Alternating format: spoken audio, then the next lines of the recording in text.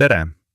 Täna räägime Eestis väga olulisest päevast, emakeelepäevast.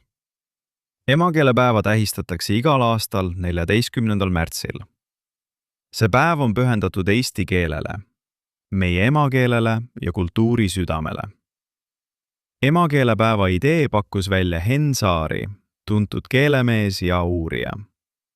Tema soovis, et eestlased mõtleksid rohkem oma keelele ja hoiaksid seda. Esimest korda tähistati emakeelepäeva 1996. aastal. Kuupäev on valitud Kristjan Jaak Petersoni sünnipäeva järgi. Tema oli poeet, kes uskus, et eesti keel on väärtuslik. Tema mõte, kas siis selle maa keel, on saanud emakeelepäeva sümboliks.